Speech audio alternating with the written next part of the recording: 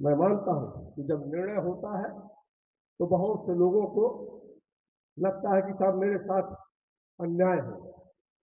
ये स्वाभाविक प्रक्रिया है कि लगता है कि साहब मेरे साथ अन्याय हो गया, क्योंकि टिकट 4 लोग मांगते हैं, मिलता एक को है।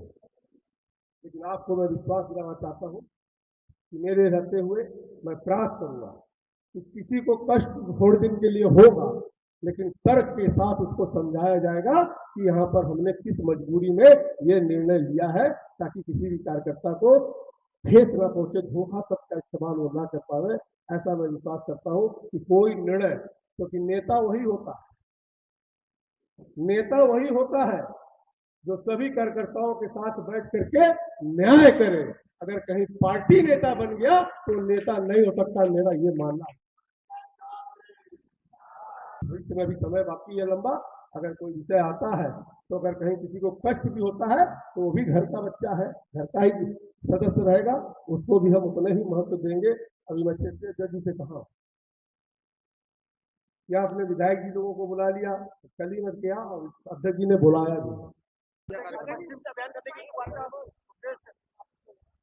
मेरे मन में था कि अब जब उत्तर प्रदेश का मैं भ्रमण स्टार्ट करूं तो कृष्ण जी की भूमि से, स्पर्श के क्षेत्र से करूं, और आज मैंने वही किया।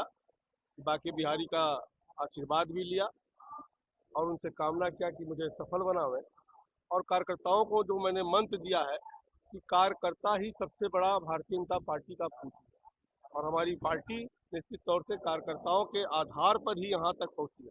इसलिए भविष्य में सभी कार्यकर्ता अपने तन मन धन से लगे ताकि 2027 में पुनः भारतीय जनता पार्टी की सरकार। अखिलेश यादव ने बड़े सवाल खड़े किए थे कि जो सातवार के सांसद है उनको प्रयोग बधाई होंगे। यही तो भारतीय जनता पार्टी की खूबी है, यही भारतीय जनता पार्टी की खूबी है कि हमारे यहाँ कोई छोटा और बड़ा कार्यकर्ता नहीं होता।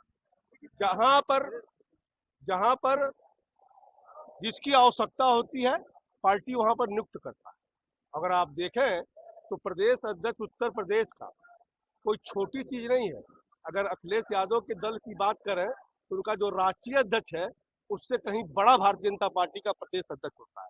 और दूसरी बात मैं कहता हूँ कि यहाँ तो मैं एक छोटा कार्यकर्ता, सांसद होना अलग बात है, सांसद भी भारतीय जनता पार्टी ने मुझे बनाया, और सांसद होने के साथ साथ आज वो प्रदेश अध्यक्ष का जो पद दिया है, अगर आप देखें कि जो ये इंडी गठबंधन है, चाहे उसमें अखिलेश यादव का पार्टी हो, चाहे लालू यादव की पार्टी हो, चाहे वो कांग्रेस की पार्टी हो, और चाहे बंगाल में ममता बनर्जी की पार्टी हो, अगर इन दलों में आपको प्रदेश अध्यक्ष बनना है तो पहले आपको पुनर्जन्म लेना पड़ेगा उनके खानदान में, तब आप प्रदेश अध्यक्ष बन सकते हैं।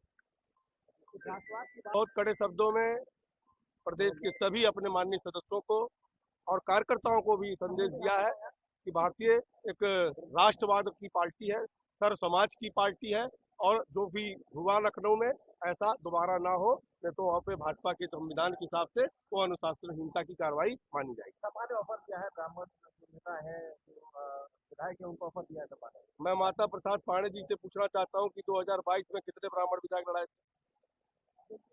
चलिए देखिए, एसआईआर की प्रक्रिया कहीं ना कहीं चुनाव आयोग द्वारा चलाई जा रहा है, जो संवैधानिक व्यवस्था के तहत चल रहा है, और एसआईआर कोई पहली बार नहीं हुई है, ये 8वीं बार हो रही है। और आप देखें कि उसमें पूरी गहन चर्चा, आप लोग भी इसी क्षेत्र के रहने वाले हो, गहन उस पर जांच हो रही है। जो लोग शिफ्ट कर गए हैं, जो लोग डेथ कर गए हैं, ऐसे लोगों का नाम हटाया जा रहा है, और अभी जो नए लोग हैं उनका नाम बढ़ाया जाएगा। तो निश्चित तौर से वो बाद में रिजल्ट 31 तारीख के बाद जब उसकी प्रकाशित होगी उसके बाद सही पिक्चर सामने आएगा। आखिरी सवाल, कोडिंग को लेकर बड़े सवाल खड़े हो रहे हैं, कोडिंग माफिया तमाम तरह की बातें आ रही है, उस पर देखिए, कोडिंग का जहाँ तक विषय है या कोई भी अपराध का विषय है, अपराध और अपराधी के लिए भारतीय जनता पार्टी के, चाहे दिल्ली की सरकार हो चाहे प्रदेश की सरकार हो, जीरो टॉलरेंस की नीति है, और जो भी इसमें दोषी पाया जाएगा उसके खिलाफ कार्रवाई होगी। अब ये आपका विषय नहीं है, हम लोग बैठेंगे अपने संगठन के टीम के साथ, फिर निर्णय लेंगे। प्रचंड बहुमत से भाजपा और एनडीए जीती है उत्तर प्रदेश में, उससे ज्यादा प्रचंड बहुमत से 27 में सरकार बनेगी।